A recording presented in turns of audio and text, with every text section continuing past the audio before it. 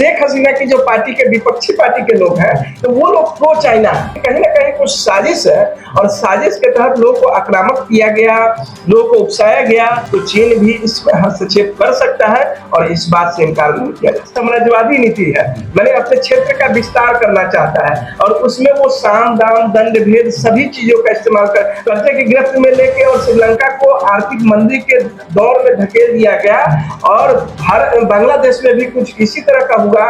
दोस्तों नमस्कार। बांग्लादेश में हो गई है बहुत बड़ी हलचल, राजनीतिक हलचल। 300 से ज्यादा लोग मारे गए हैं एक प्रोटेस्ट में और अभी खबर निकल कर आ रही है कि शेख हसीना को इस्तीफा देना पड़ा है और वो देश छोड़कर भाग चुकी है। क्या कुछ हुआ है इसमें सब कुछ जानेंगे आज की इस वीडियो में। तो बताइए अनिल जी, क्या कुछ हुआ है बांग्लादेश में?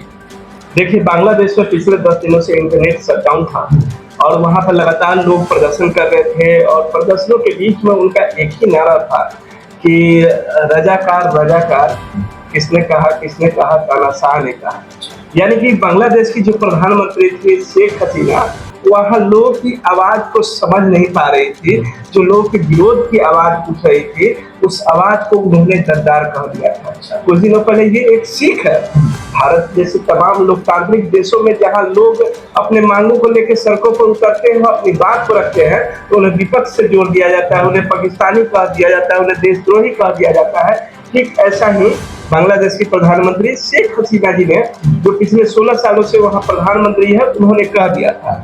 और इसके कारण ये जो मामला था, ये मामला चूंकि लंबे समय से यह आंदोलन चलता आ रहा था और आंदोलन का कारण जो मूल विषय यह था कि बांग्लादेश आर्थिक मंदी से गुजर रहा है और वहाँ नौकरियों की भारी कमी थी। तो उस स्थिति में स्टूडेंट्स को ऐसा लग रहा था कि जो आरक्षण की सीमा जो है वो 30% सिर्फ वैसे लोगों के लिए आरक्षित कर दी गई थी जो बांग्लादेश को आजाद कराने में भूमिका निभाई थी, उनके पोते पोतियों के लिए। तो ऐसे में मामला यह उठता था कि जैसे लोग भारत में भी आरक्षण की बात करते थे, बांग्लादेश में भी आरक्षण हो रहा है, दोनों जगह आंदोलन चल रहे हैं, तो दोनों के आंदोलन में अंतर क्या है? तो भारत में जो आरक्षण दिया गया है वो स्वतंत्रता सेनानी के पोते पोतियों को है, लेकिन उसकी प्रतिशत मैंने सीमा बहुत कम है। लेकिन बांग्लादेश में ये बढ़ाकर 30% कर दिया गया। दूसरा मामला ये है कि भारत में जो आरक्षण का जो मैक्सिमम प्रतिशत है वो अनटचेबिलिटी यानी कि सामाजिक न्याय के आधार पर है, लेकिन बांग्लादेश में तो जो स्वतंत्रता सेनानी थी उनको तो समाज में प्रतिष्ठित तरीके से देखा जाता था, तो उनको ना अनटचेबिलिटी थी, न ही वो सामाजिक रूप से पिछड़े हुए थे, न ही उनको इस तरह की कोई समस्या थी। 30% का आरक्षण का सीमा बहुत ज्यादा था, ऐसा वहां के प्रदर्शनकारियों का कहना। वो लोग बराबर इसके खिलाफ विरोध कर रहे थे और विरोध में 2018 में शेख हसीना की पार्टी अवामी लीग ने ही सदन में इस तरह की बात चलाई थी और क्लास 1 में 30% जो आरक्षण था उस सीमा को हटा दिया गया था और कहा गया था कि क्लास 1 के जो पदाधिकारी होंगे वो स्वतंत्रता सेनानी के पोते के लिए सीट आरक्षित नहीं रहेगी। लेकिन यह मामला जब 21 जुलाई को हाई कोर्ट का 2024 में 21 जुलाई को हाई कोर्ट का आदेश आया, यह फैसला असंवैधानिक है, गैर कानूनी है और इसको अमान्य करार दे दिया था। तो फिर ये छात्रों का गुस्सा आ गया कि भाई आपने कैसा फैसला दिया जो गैर कानूनी हो गया, आप कानून लाइए और कानून ला के कोई फैसला कीजिए। लेकिन उस आंदोलन में छात्रों पर गोली चलाई गई, सैकड़ों छात्र मारे गए, प्रदर्शनकारी मारे गए और जब लोगों ने कहा कि भाई इस गोलीबारी में जो निर्दोष लोग मारे गए हैं उसकी आप जांच करा लीजिए, तो शेख हसीना निकल के क्या कहती है, पूछने वाले लोग गद्दार हैं। अब देखें कि भाई आंदोलन बड़ा फैल नहीं जाए, हड़ताल नहीं हो जाए, ये नहीं हो जाए, तो उन्होंने नेट को शट डाउन कर दिया। यानी कि जो लोग अपनी आवाज सोशल मीडिया के माध्यम से उठा रहे थे उसको उन्होंने रोक दिया। तो इन तमाम चीजों के बीच में आंदोलन धीरे धीरे हिंसक रूप लेता चला गया। तो फिर आपको क्या लगा, क्या इसमें कोई चीनी कनेक्शन है, क्या कोई बाहरी ताकत इसमें लगी है? इस तरह के प्रदर्शन में ऐसा निकल कर सामने आया, तो उसको ऐसा कह भी रहे थे। आपको क्या लगता है? देखिए, बांग्लादेश एक पड़ोसी राज्य है और ऐसे में जब वहाँ कुछ राजनीतिक हलचल हुई है तो चूंकि अंतर्राष्ट्रीय मामलों में जनरली हम लोगों की जवाबदेही ज्यादा हो जाती है और इस आधार पर हम लोग कुछ स्पष्ट तौर पर नहीं कह सकते हैं, लेकिन आशंकाओं से इनकार नहीं किया जा सकता है क्योंकि चीन की जो साजिश होती है अपने पड़ोसी, उसका साम्राज्यवादी नीति है, मैंने अपने क्षेत्र का विस्तार करना चाहता है और उसमें वो साम दाम दंड भेद सभी चीजों का इस्तेमाल कर। अभी कुछ दिन पहले आपने देखा कि श्रीलंका में कैसे प्रदर्शनकारी हैं, वहाँ के मैंने राष्ट्राध्यक्षों के आवास तक पहुंच गए थे।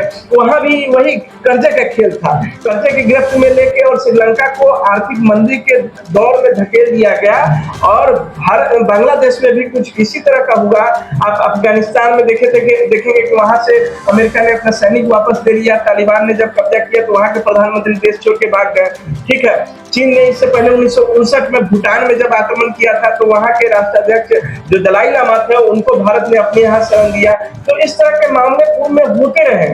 और इधर के दौर में हाल ही में 15 या 20 दिन या 1 महीना के अंदर में ऐसा हुआ था कि चीन अपने लोन के जाल में, ऋण के जाल में बांग्लादेश को फंसाने की साजिश कर रहा था। और इससे शेख हसीना ने इनकार कर दिया। शेख हसीना की जो पार्टी के विपक्षी पार्टी के लोग हैं, यानी कि शेख हसीना अवामी लीग का नेतृत्व करती है, तो वो लोग प्रो चाइना है, वो लोग चाइना का समर्थन करते हैं और भारत के खिलाफ उनकी नीतियां रही हैं। तो ऐसे में ये संदेह होता है। और कुछ लोग ऐसे एक्सपर्ट्स का मानना है कि चीन भी कहीं ना कहीं अगर ये आंदोलन हुआ, किसी कानून के खिलाफ में हुआ, हाई कोर्ट के फैसले के खिलाफ में हुआ, तो शेख हसीना करती क्या कि भाई सदन बुलाती, आपात मीटिंग करती और कहती कि भाई हम एक नया कानून ला रहे हैं, इस कानून में जो आरक्षण है उसकी समीक्षा करेंगे और उससे इस देशवासियों का अगर विरोध है और उसमें कुछ गलत लोगों को बेनिफिट मिल रहा है तो उसकी जांच करा के हम लोग उनके पक्ष में फैसला लेंगे। तो ये आंदोलन पीछे हट जाता है। लेकिन कहीं ना कहीं कुछ साजिश है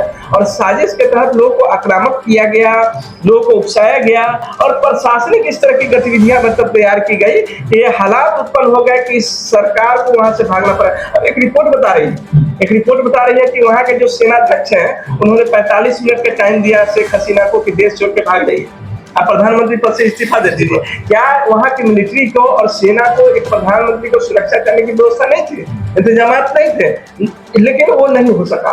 और प्रधानमंत्री के आप देख रहे हैं कैसे प्रदर्शनकारी, आप इस वीडियो में लगा दीजिएगा कि प्रदर्शनकारी उनके घरों में, आवास में घुस गए थे और इस तरीके से। हालांकि हम शेख हसीना के उन चीजों का समर्थन नहीं करते हैं जो उन्होंने बयान दिया और आंदोलनकारियों को रजाकार किया। भारत में भी कहा जाता है जो आंदोलनकारी होते हैं उनको देशद्रोही कहा जाता है। इन बातों का हम समर्थन नहीं करते हैं, इसके कतई विरोध करते हैं। लेकिन जो आपने सवाल उठाया कि चीनी हस्तक्षेप, तो चीन भी इसमें हस्तक्षेप कर सकता है और इस बात से इनकार नहीं किया जा सकता। भारत पे इसका क्या प्रभाव पड़ने वाला और क्या रणनीति रहेगी भारत की इस चीज को देखते हुए? देखिए, अभी के समय में जो बांग्लादेश के जो बॉर्डर भारत के साथ साझा करते हैं, ये सब ने हाई अलर्ट जारी कर दिया है। ममता बनर्जी का वीडियो आप देख ही रहे हैं। उन्होंने हाथ जोड़ के सभी से अपील किया है कि शांति बनाए रखें। किसी प्रकार की सांप्रदायिकता से निपटने के लिए उन्होंने अपने प्रशासन को जता दिया है। राजनीतिक पार्टियां और हमसे जैसे पत्रकारों से भी यह उम्मीद की जाती है कि कोई भी भड़काऊ बातें न करें। भारत जो है सो तमाम चीजों पर नजर रख रहा है। और शेख हसीना का जो मामला है, शेख हसीना कोई पहली बार भारत में नहीं आ रही है। इससे पहले भी 1975 में जब वहां की सेना ने तख्ता पलट किया था तो शेख हसीना के पिताजी की, उनकी माताजी की, उनके 3 भाइयों की, शेख मुजीबुर रहमान की, उनकी पत्नी, 3 बेटे और बहुओं और निजी स्टाफ की जब हत्या हुई थी, उस समय शेख हसीना जर्मनी में थी और इसके कारण वो बच गए थे। तो उस समय में भी तत्कालीन प्रधानमंत्री इंदिरा गांधी जी ने उनको भारत में शरण दिया था। वो 75 से लेकर 81 तक रही थी। अभी फिर से शेख हसीना भारत में आ रही है, तो ऐसे में भारत के ऊपर एक जिम्मेवारी बन जाती है कि वो एक बड़े भाई के तौर पर बांग्लादेश के साथ व्यवहार करे। और जो आने वाले समय में जो अंतरिम सरकार बन रही है उसमें जो वहां के सैन्य प्रमुख होंगे उनकी क्या भूमिका होगी, इस पर एक नजर रखना जरूरी होगा।